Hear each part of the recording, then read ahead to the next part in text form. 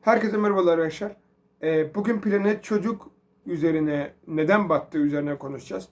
Bunun da bir sonu var. Yani genelde ne gibi bir son beklersiniz? Hani izleyici kitlesi düştü de kapandı bilmem ne oldu diye beklersiniz ama bunun öyle bir hikayesi yok. Planet Çocuğu'nun asıl hikayesi dostlar ne hangi şirkette başladı, ne zaman başladı bunu bir açıklayayım en başında. Dostlar, Satış Ofisi Medya grubuna ait bir kanaldı bu kanal. Yani bunu internetten araştırırsanız bulursunuz zaten. E, Satış Ofisi Medya grubu dostlar bu kanalı 2010'da kurmuştur. Ve 2010'da kurup ondan sonra deneme yayınına başlayıp 2011'de de tam yayına geçmişlerdir. Ondan sonra dostlar 2017'de de kapanmıştır. Bunun sebebini de açıklayacağım. Şimdi geçelim videomuza. Şimdi dostlar, dediğim gibi 2010-2011 tarihlerinde tam tarihleri var. Bunları araştırırsanız bulursunuz. Benim şu anda çok da uzatmamak amaçlı böyle hap bilgi olsun diye, hap video olsun diye bunu böyle yapıyorum. Neyse.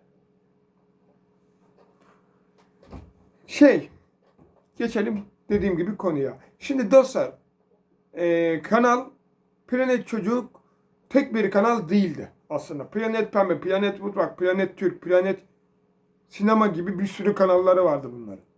Bir tek bu yani Planet Çocuk kapanmadı. Planet'in bütün kanalları kapandı. Satış Ofisi Medya'nın bütün Planet kanalları kapandı.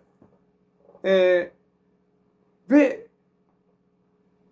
dostlar 2017'de neden tamamıyla işi bitirdiler? 2017'de kapandılar. Çünkü dostlar Sony Entertainment'a geçti. Sony Entertainment'a geçtikten sonra Sony Çocuk olarak platform edildi. Ama ne oldu? Login öyle oldu. Bugün böyle oldu.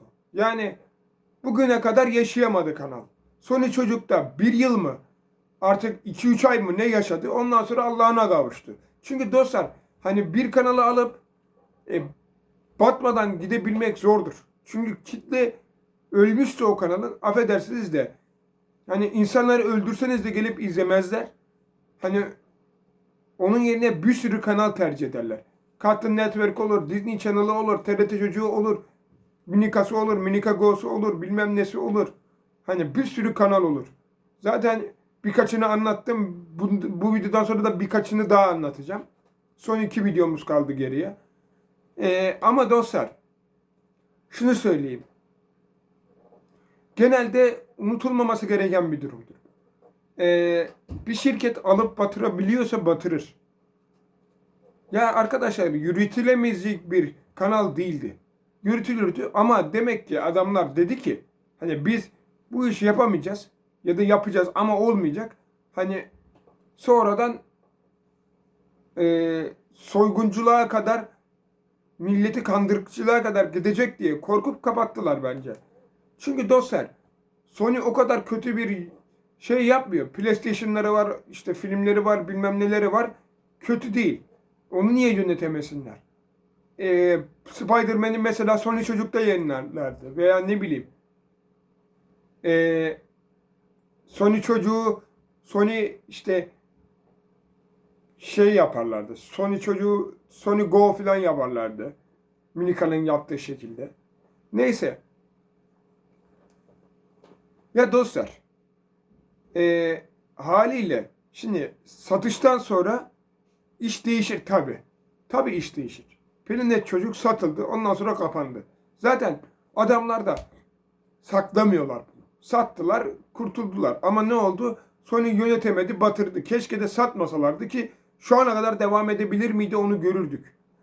Şu anda belki de Sony çocuk olurdu. Ama ne oldu dostlar? Parayı yetiremediler bence benim fikrimce. Para yetmedi. İçerik yetmedi.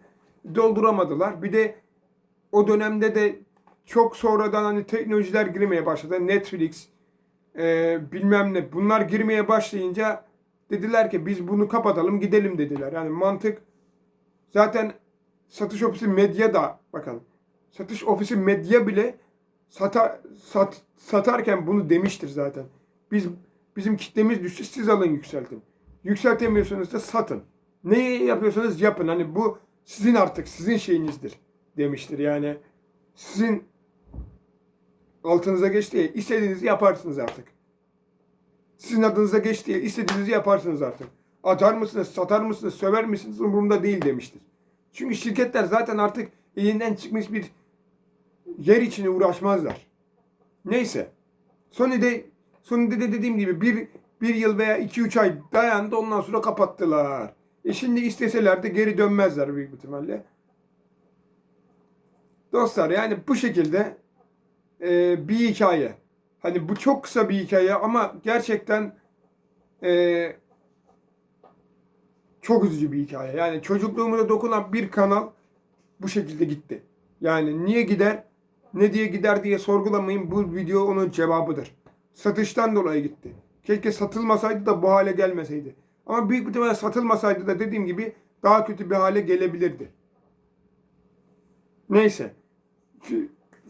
Bu videoluk bu kadar dostlar. Görüşmek üzere. Bay bay. Like deyip yorumlamayı unutmayınız.